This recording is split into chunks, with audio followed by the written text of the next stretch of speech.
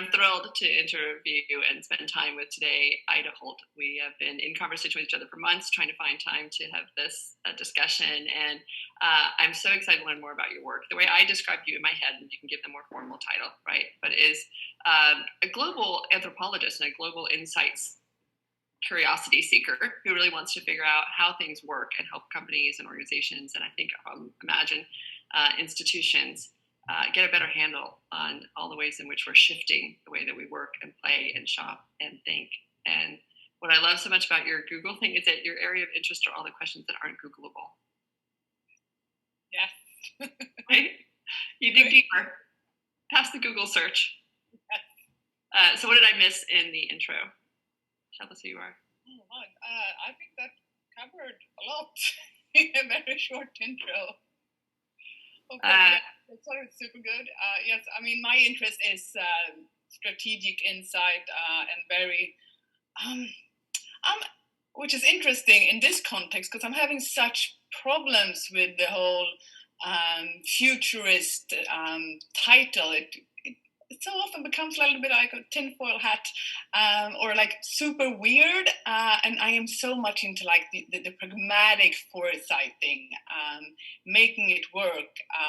My approach is very much whatever is clever, and I mean very hands-on approach to getting us to a better future faster. And that's what I think. That's it. That is the goal. That's exactly the goal. Right. And getting people to come there takes sometimes a very varied skill set of pep talks and nudging and entertainment and information and the shoulder to cry on. And I'll take whatever path that I need to take, But even like perspective, I think that this is the reason that the Femme Futurist Society was created, is because I just felt like sometimes we were just not enough in the conversation, and there is a way of thinking, and it's not about women as much as it is just sort of a feminine way of thinking or a more holistic way of thinking, however you want to label that. But I do feel like that is missing from many conversations, and certainly from the work. There was a piece in LinkedIn notice I got this morning from a woman who is very deeply involved in the space world and space exploration and space economy. And she's putting together a robotics series for kids because only 18 to 20% of the folks in robotics are women. And that doesn't seem like that's not the place we want it to be, right? And same thing with AI, and the same with cybersecurity, it's even less. And so we need to be in this conversation. And then this weekend, I was listening to a very long podcast with three brilliant men. Great. I mean, people that are famous, right? Tristan Harris, who started the Center for Humane Technology, and Yuval Noah Harari, who's written all the books that we should have read. And they were great, and the conversation was wonderful. But it was still, I felt like it was missing something. Like I really wished that there had been one of us in that conversation with them. So I just think it's about making it more well-rounded. Is really my goal. Because the problems that we have to solve nowadays, and the fault line that this pandemic exposed to us. I mean, we all have to be in there in that conversation to get things. Exactly. And again, and it's not just men and women, right? It's people from different backgrounds. It's different from people, different geographies. We were having this conversation yesterday that in the United States, people from different parts of the country that just think differently, that we need to be involved in the conversation more. So anyway, all we're trying to do is, it's diversity on steroids, but we're starting here because we feel like this is an important part of the conversation. So in just, a few minutes, do you want to give us a bit of a career trajectory of how you've gotten to where you are? Oh my, that's always like, isn't that the hardest question? I'm trying to get faster at doing it. I'm trying to figure out the key highlights of it because I want to tell the whole story. Yeah, I mean, my background is in ethnology here, which would be, I think, the equivalent in America would be cultural anthropology. So that's my background, as well as journalism. So I'm very much trained in digging and telling the story, spinning the story. And I got my first gig out of the university was at a foresighting agency. So you knew from the very beginning you wanted to do it this way. I sort of found my way here. That's fascinating that you recognized it so early on. I just jumped right in. I mean, what do you want to do? Change the world. Here I come. So I stepped right into that. And then I realized that some of the tools from foresighting and trend analysis, if you blend them with applied ethnography and social sciences tools, you have like this really powerful blend to solve the toughest problems and questions for business. So I very quickly started my own agency, and I worked with that agency for plus 10 years, and then I actually joined the client of mine, IKEA, and I was there for a couple of years now. And I just left IKEA. And you just left IKEA, right? That's what you're saying? Yeah. So it's an interesting thing actually going from the outside to going into the inside, right? Oh my!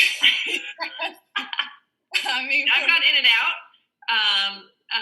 not as deeply as you have with IKEA, but even just joining an artificial intelligence startup and being part of a team that was trying to start something up was so different than commentating on it from the outside or trying to move and shift something from the outside.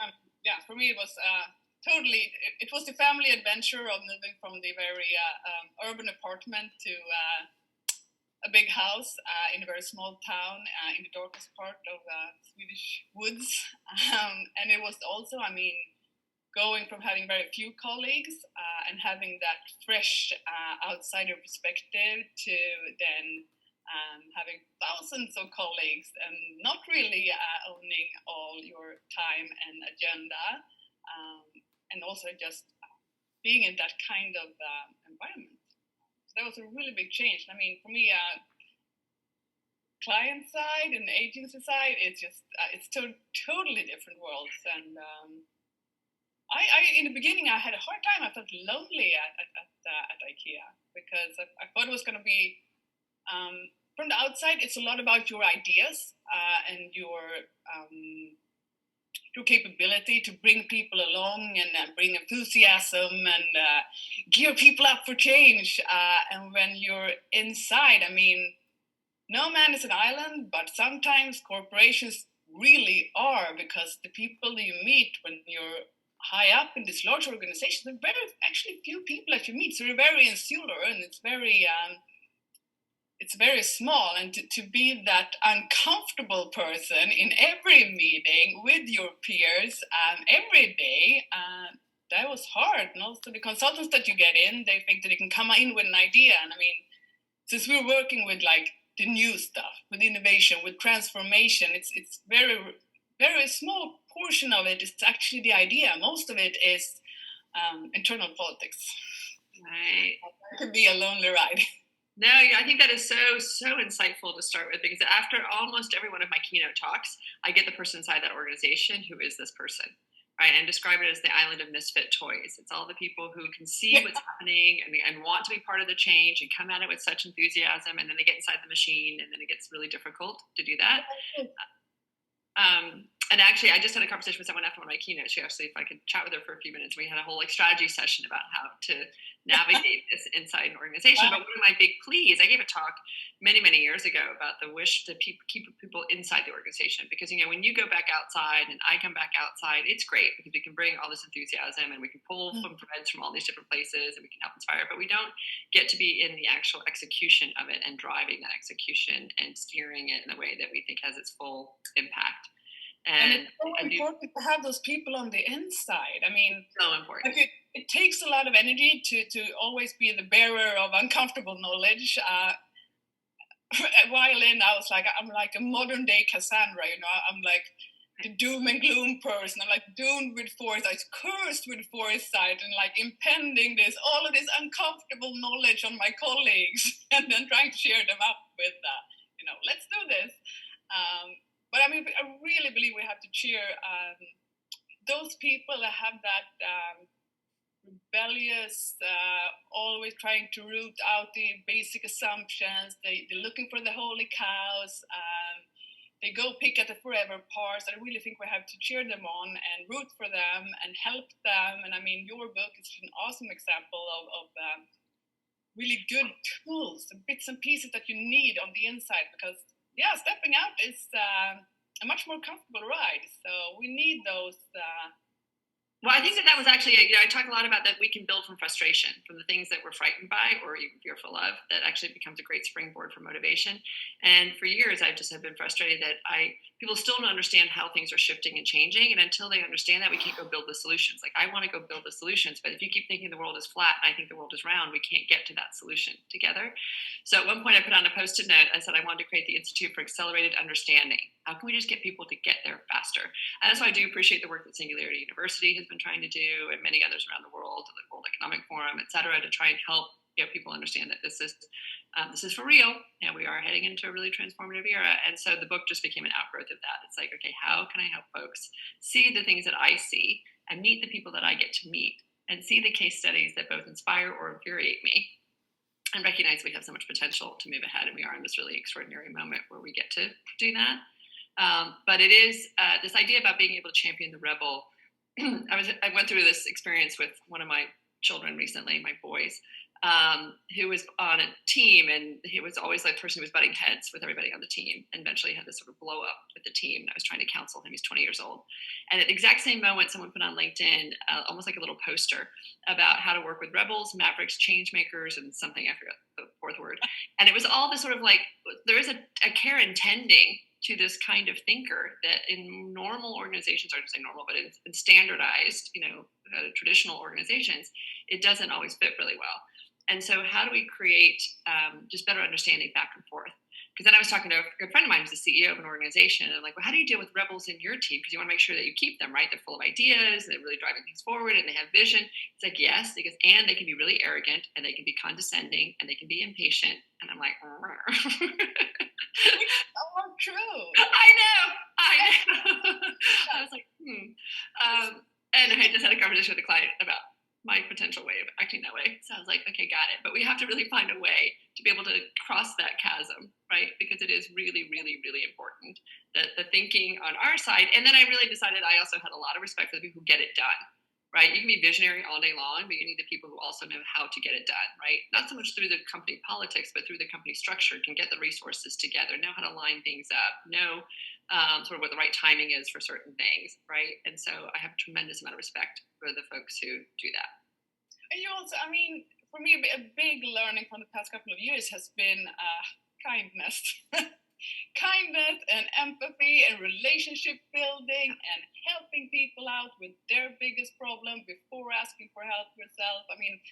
Because I think I had that tendency to be, hate to say that, but probably that arrogant, impatient person, much more, especially in the beginning of my career, because I started my company when I was 26, full of, self-confidence and radical ideas, and probably super arrogant as well. But I think I really, through the years by experience, really understand that there's no way I can't convince people by only doing missionary work. I cannot just force people to see what I see. I have to bring them to the gap and say, here we are, and here's what you can have, and how are we able to build bridges? And look, you could do this, and get people to want to do it. And for me, I don't know, I just got a little bit more, I think I got nicer. IKEA taught me to be nice.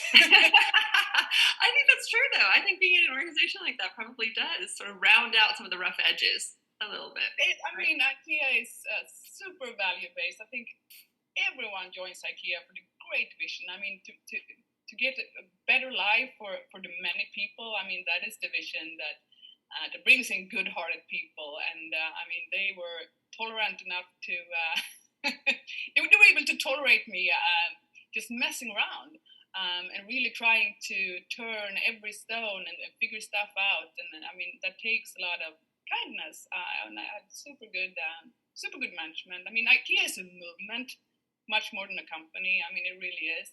It sounds so cheesy, but no, I'm totally with you. So let's talk about that for a moment, to the extent that you can. Like, what are you most proud of that has transpired since you were at IKEA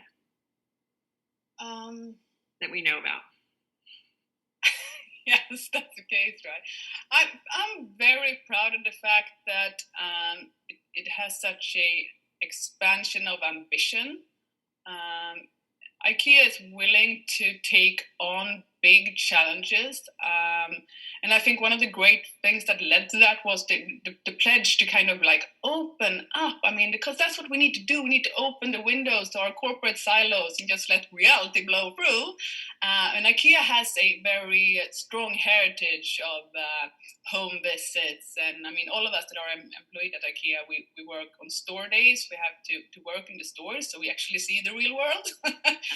And all of us do home visits where we visit people in their homes to figure out not only like functional needs, but also like emotional needs.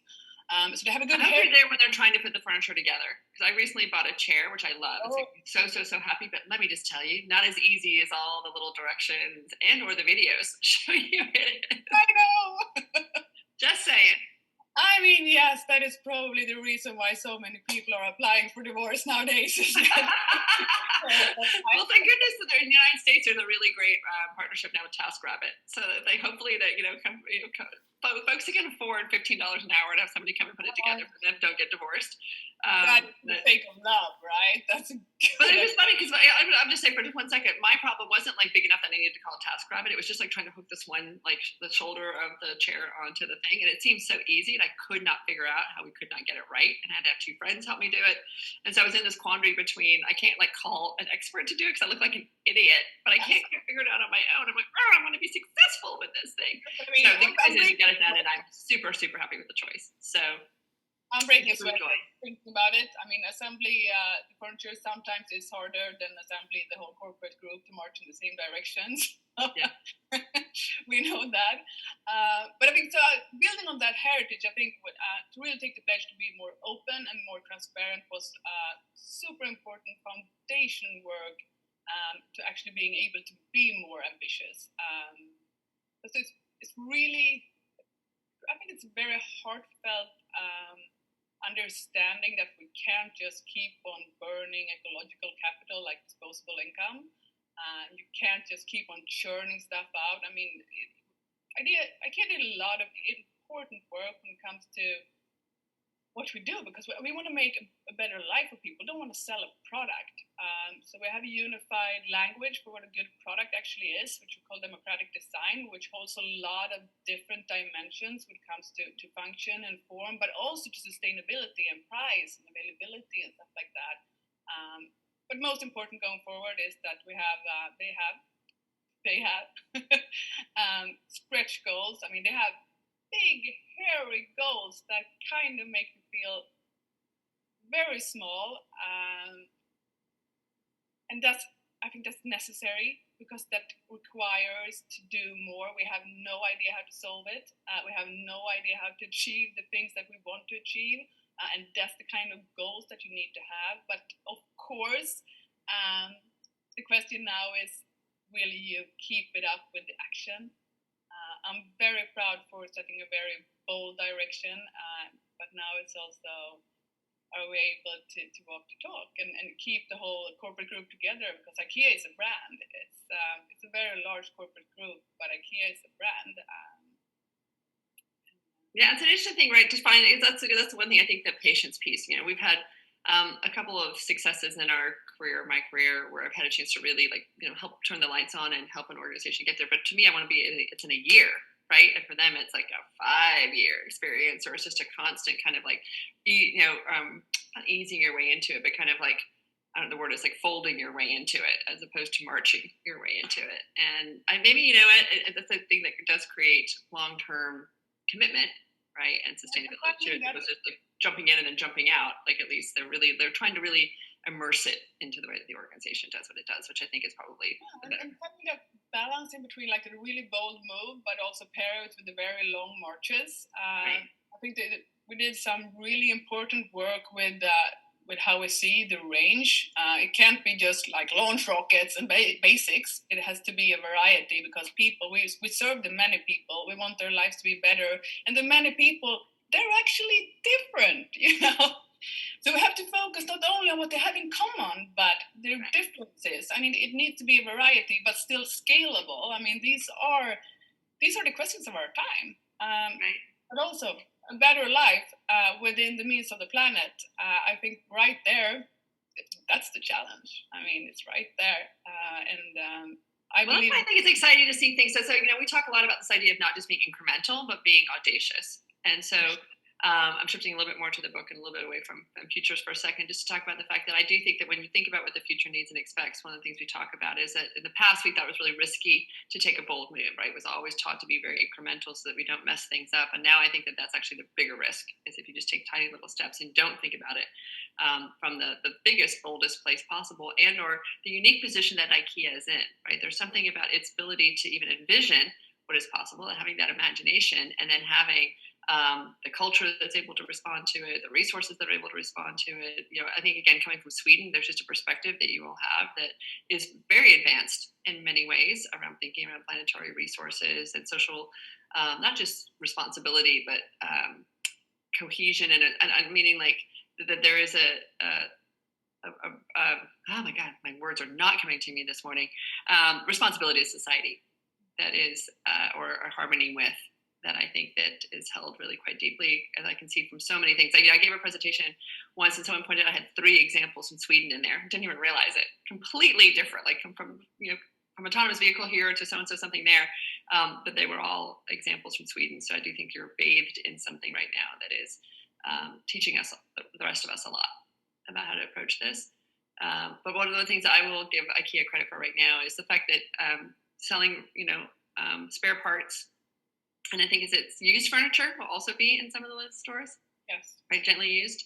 I give Eileen Fisher, the clothing brand, the clothing visionary, full credit for that to begin with. I think she's been doing it for over a decade. And I thought it was so, everyone thought it was so bold when she decided to do that. Like, not just sell it off on some other, site somewhere, but literally in her store, the fact that you could look at used and new together. So I think it's extraordinary that IKEA is jumping into that as well. Yeah, I think it's been very important for IKEA to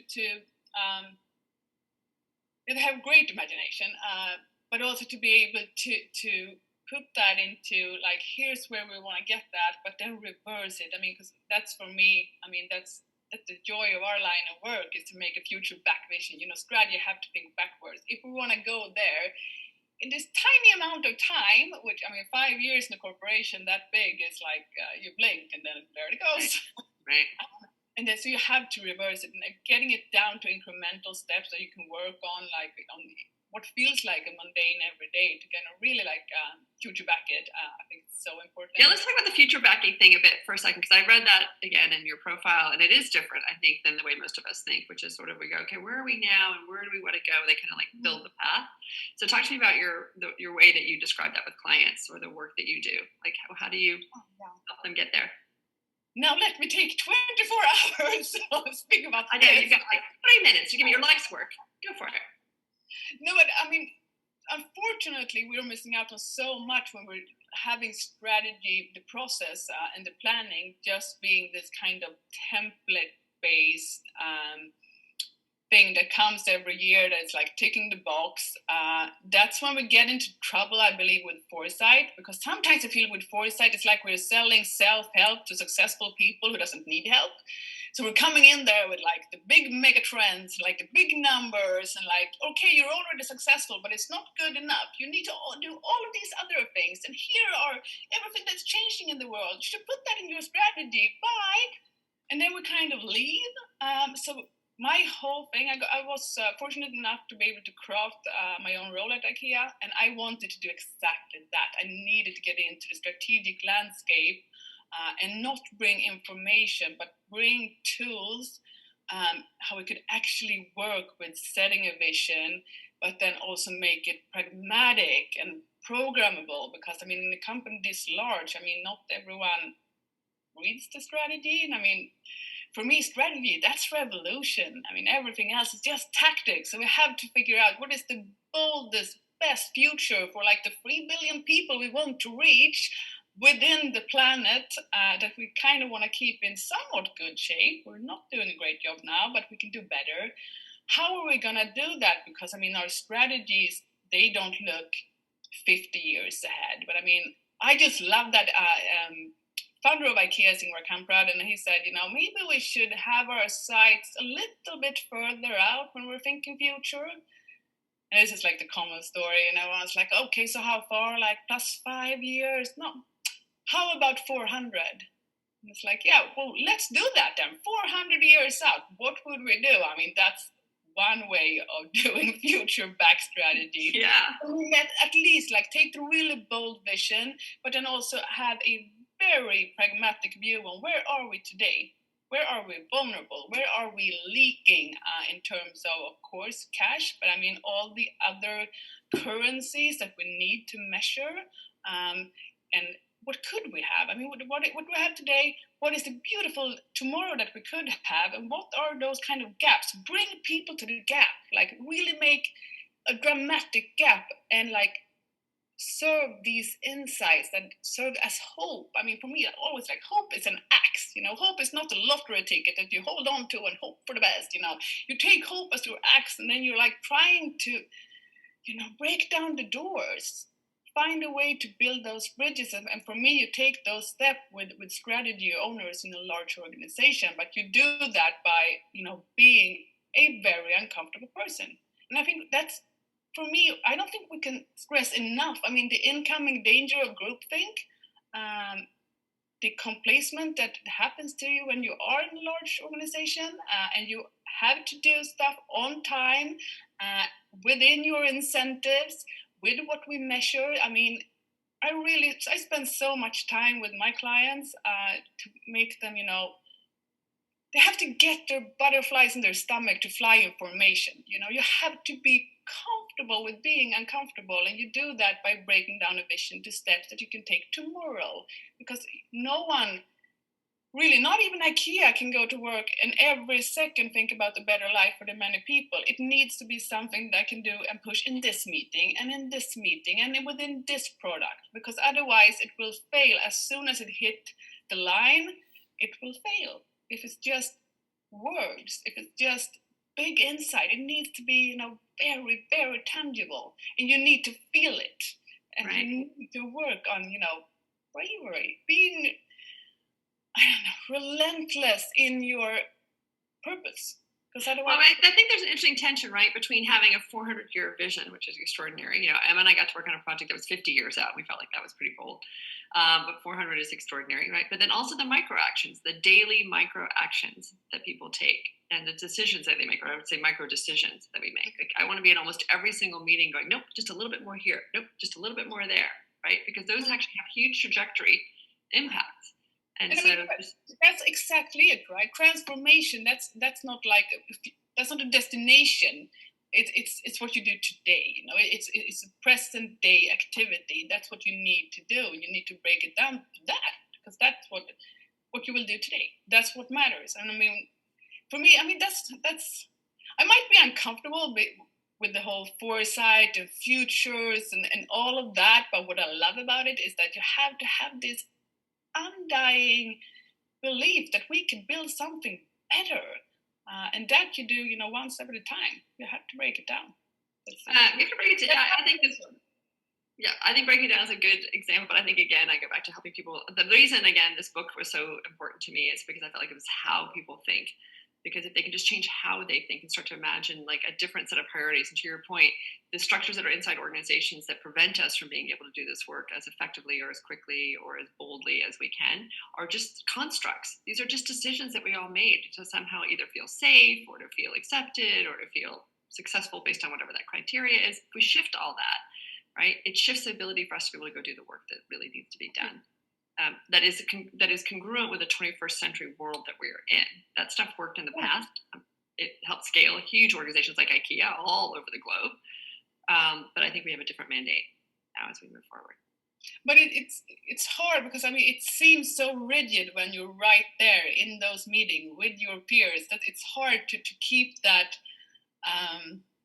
It's hard to keep that outside world just floating in, because it's very easy to kind of, I mean, we are steeped in this tradition. I mean, we have this whole heritage from the Industrial Revolution. I mean, it's so old, but it's right there. And it's so easy to be like, long-term equals never in in corporations. It's like, we put that on the parking lot. We'll do it next year. We'll do it, that's our long-term priorities. That always means that something that's short-sighted takes precedence. I mean, it really to get that down to what we can chew on today.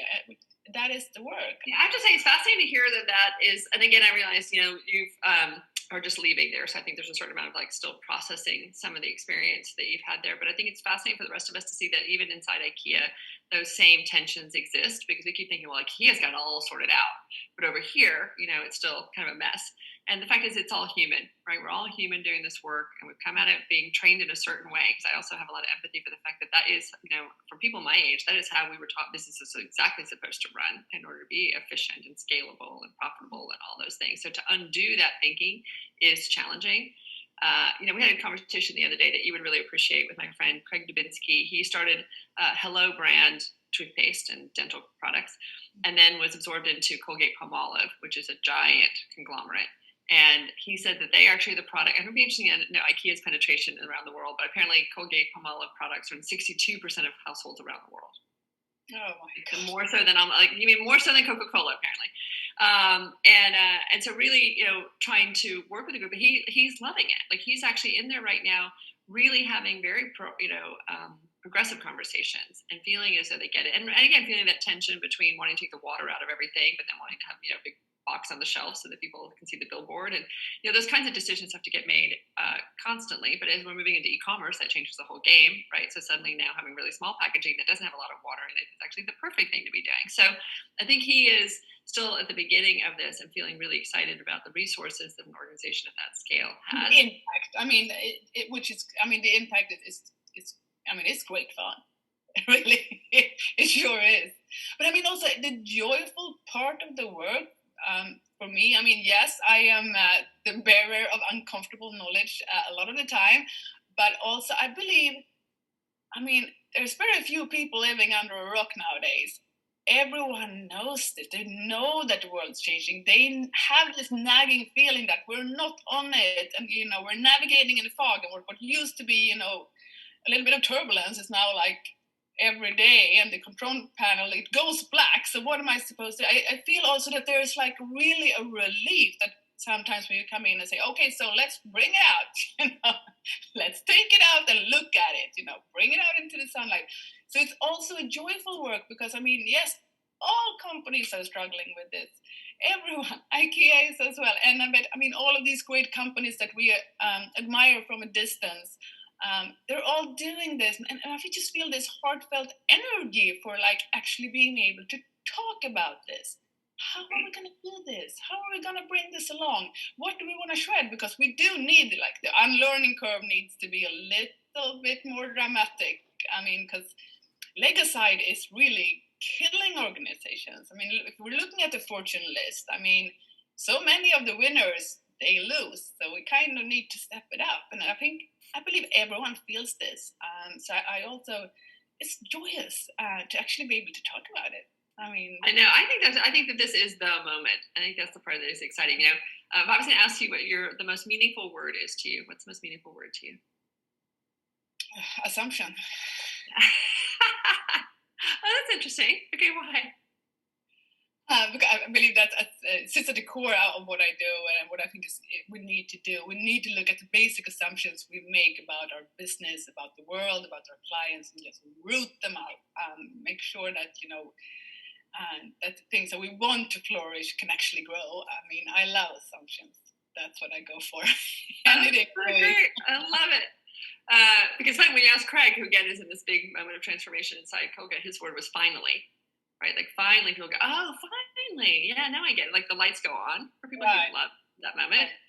And for me, it's the word I use most when I work is not yet. To me, not yet is so liberating. It's kind of like the finally, but it's a little bit more pep. No, I'm with you. Totally. Like, we're not doing that here. Well, not yet.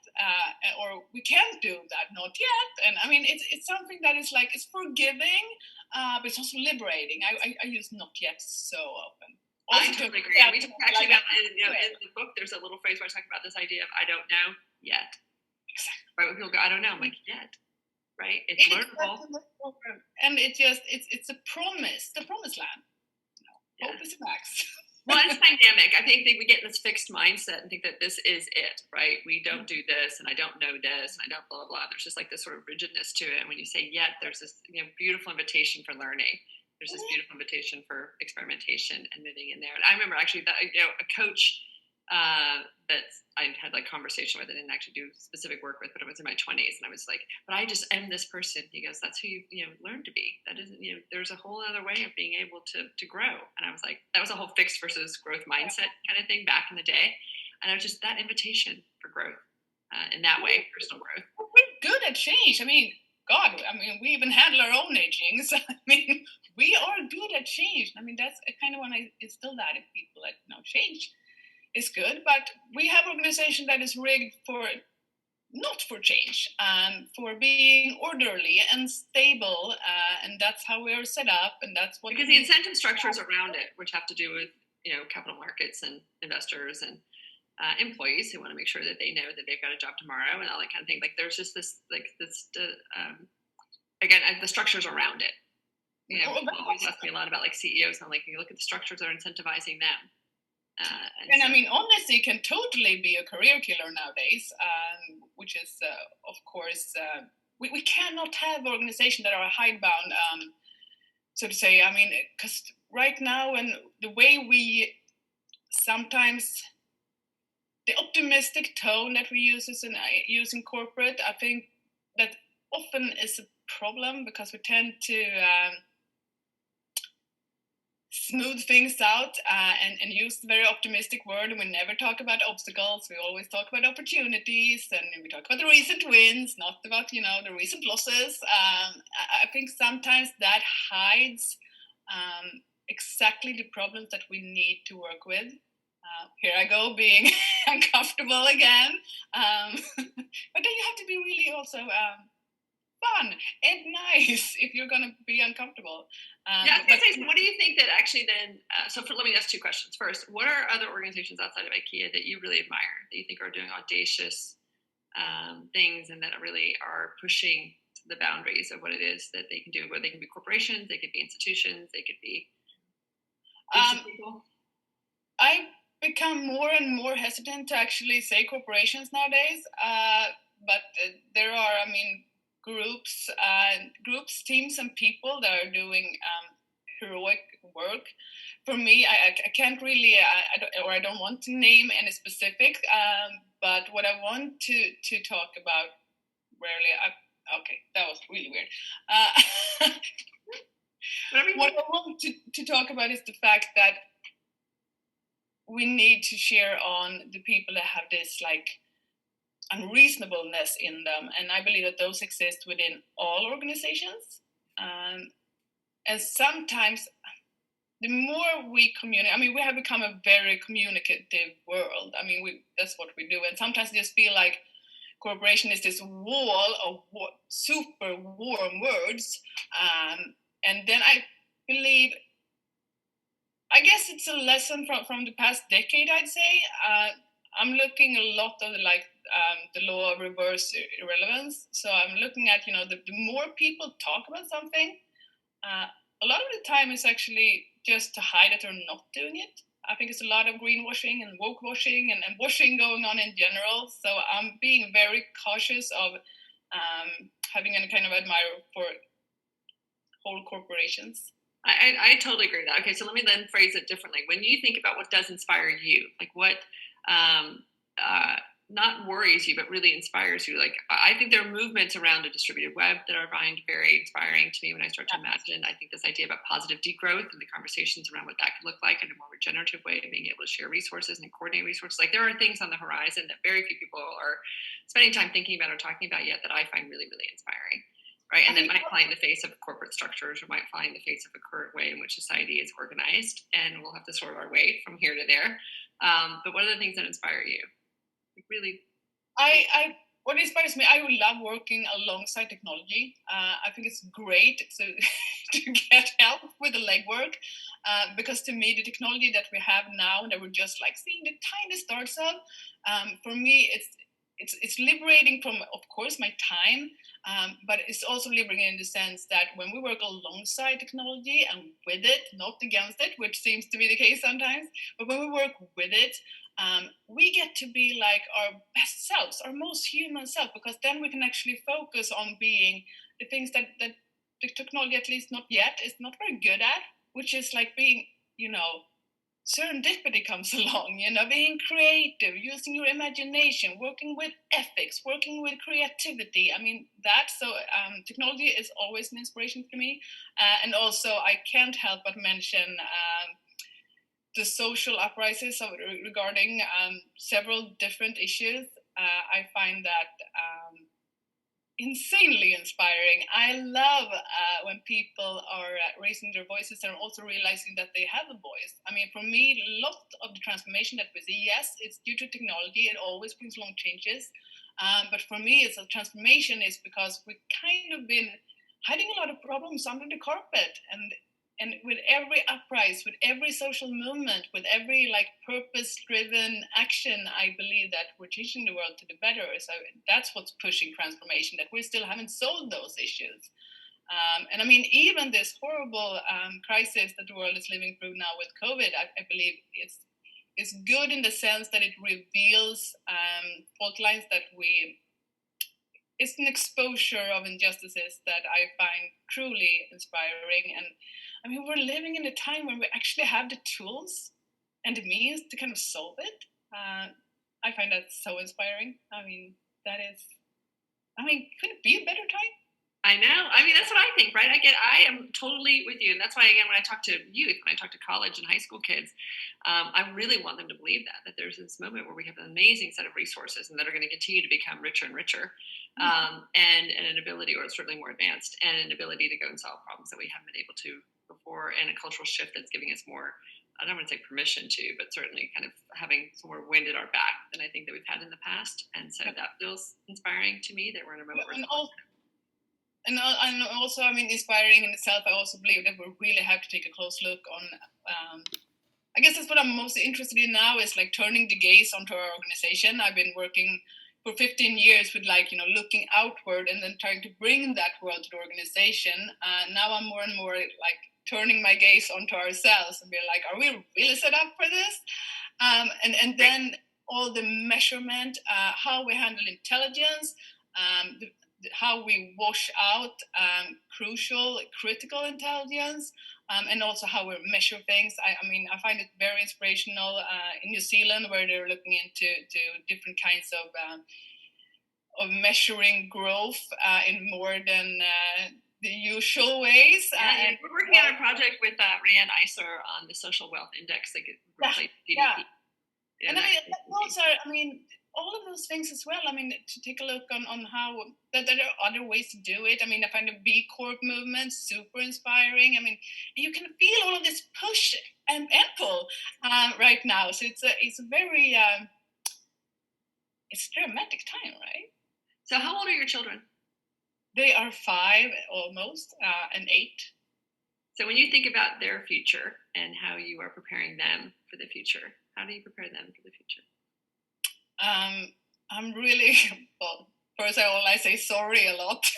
Sorry for just leaving you. There's a new TV show that's about a mom who is a comedy writer, and it's called I'm Sorry. And every episode is where she's bungled something and feels the need to apologize, so maybe laugh. We're leaving them with a kind of a rough deal, so that's the sorry. But I'm really trying to. I'm super focused with this whole being comfortable with being uncomfortable. I really try to practice with them the butterflies in your stomach, make them fly information. I mean, you could feel fear or you could feel determination. You could feel fear or you could feel that rush of energy because you're having an impact. You're putting yourself out there. I mean, I'm trying to work with their courage. And I'm also very much trying to work on their emotional intelligence. I think it's super important going forward, since that is what our human skills is what we have to offer as a complement to technologies. I think it's you need to be, emotional fitness, that's really like that. Of course, fitness in general, but emotional fitness, I think it's super important. And I also I really try to plan serendipity, which sounds like an oxymoron, but it's super important to really try to plan for unexpected things to be able to happen. I mean, so tell me an example of that. That is curious. We walk a lot in the city. Even before everything closed, we walk a lot in the city, and I'm trying to make the walks as diverse as possible in terms of historical knowledge or cultural knowledge and stuff like that. Because I do believe that luck is where preparation meets opportunity. So I'm really trying to. We go new streets. We go taste different foods. I mean, to push yourself out there. I'm really wanted to at least check the box once a week for doing something completely new, learn something new. And the more like you put yourself out there to new things, the higher is the possibility that something great happens to you, and that you're actually open to catch it when it does. So it's my plan for serendipity. It's very important. I try to teach them that, and then I get to do so much fun things myself, which is right. I know. That's very true. Are you back in the city now, or are you still in the suburbs? We are back in the city, loving it. Very urban family, very much me. But I love that. I mean, for me, that's the greatest joy of having kids, is the fact that, oh my God, it's so much fun. No one told you that. And a couple of years ago, I didn't think so either. I mean, because seriously, it's hard work as well. It's hard work, but it's so much fun. And you can make it more fun. And then for me, I mean, preparing them for actually, say what you cannot say, think the unthinkable, do what you think is not possible yet. They're not yet. I love it. Yeah, I think that is such great advice. Anything you wanted to talk about that I didn't ask you already about? I am curious again, like you said, I love the work that you're heading into now, which is examining the corporation and having a chance to look at its own structure and understanding how we've set those things up, and not just a particular company, but the whole entire sort of institution thereof. I think it's hugely important work. Yeah, I'm working with a project where I turn my gaze inwards, and actually took a lot of inspiration from Hero's Journey, and trying to find, like, inside an accident, let myself fall into a rabbit hole of, is there actually a shadow in the organization? Is there like some kind of unusual kind of magical world that we could have if we're just seeing what we see as the corporate world as like a way of doing things and not the way? What do we see then? What could we do? So working on a project, I think it's going to be released in the fall. It's going to be interesting. And while I'm doing that, I'm trying to have time off, but I'm also, of course, I'm being a mentor for several CEOs on transformational journeys, because I do believe there's a big risk that you nest in transformation because you hear everyone is doing it and it's so hard and it's so you can actually nest in it. And for me, to always like push the urgency, push the impatience, and bring it forward. So for me, I'm taking on a lot of CEOs to make them work harder. They're doing great, but they still need to work harder. And I'm trying to cheer them on and challenge and stress test. And I mean, for me, foresight is really the license to disturb. And I am very excited to bring that to more organizations, and to also look at more organizations, but of course also bring with me the learnings from IKEA. So then one last question, how do you nourish yourself? Because I think this work is hard, right? To always be the provocateur and to always be the person who's pushing. And I think it takes a lot of energy to do that. And so what feeds you? Well, I bring out my inner old lady. I listen to weather forecast, I knit, I bake, I do flower arrangements, I am just ancient, and I read. I mean, to me, reading is just the cheapest intelligence work you can do, but it's also extremely nourishing. Also, I love to sleep, really love it. I look so much forward to the kids being older when I can actually practice that a lot. I think it's great. Naps, baby. Naps are the way to go. I'm a giant fan of naps. But really, yeah, I mean, I'm trying to breathe, I'm trying to meditate, I'm trying to stay in the present. Really not always doing great, but I mean, I think that's super important. When you give a lot, you really have to find a way to restock that energy. But for me, that's my inner old lady. I like her. I love it. That's great advice. I'm trying to sort that out a little bit in my world now, and so I will take that as very good advice. I'll see if my inner old lady. I think I'm just honestly a perpetual temperamental teenager. I love those people. I was never a cool teenager. I was just a lady. back then too. I love the teenagers. But I mean, for me also, I mean, the work that we do, we get to live in the contrast. And for me, I actually, I mean, yes, it doesn't really drain me because I have those contrasts. I mean, I have the super slow walks with children, and I have a lot of reading time and a lot of writing time, and then I have this very extrovert, being on stages, being in boardrooms, performing. But to have that contrast, I think in itself is the kind of, I mean, it mimics organic's rhythm. Oh, good. Because I'm very much like that. Because I can be very out there, right, talking to zillions of people, and then I just literally want to hunker down. I've become even. I'm an introvert to begin with, but I have become even more like burrowed in the last year. I have not made as much time and effort to be out with people. It's also the constant chatter in all our. I mean, it's the social media and it's the work, and I mean, it's a lot of like impressions. So finding ways that at least poses as quiet time. I think. But I like the fact that you talk about it as being an organic rhythm, because I keep trying to think I'm somehow schizophrenic. I'm like, how can I be so this and then so that? But it's good to know that is sort of like, I feel like I kind of pulse in and out into the world. Also, I mean, our work is similar, and then I mean, in those meetings when you have to persuade someone or bring someone along, and also on stage, it's also actually a very introvert activity. I mean, you're up there and you're doing all the talking, you're being the extrovert, but at the same time, my inner introvert is having a heyday because it's like that guy is falling asleep and that guy, he laughs, and I'm super open. So I get to be both at the same time. I love being schizophrenic in that sense. I mean, so for me, it also is very introvert in this super extrovert environment because it's that fine tuning, and I love those meetings, when the world goes quiet because you find that it's like on a radio when you find the right frequency finally, and it's like crystal clear. Those moments, that's when you can take on the future any day of the week.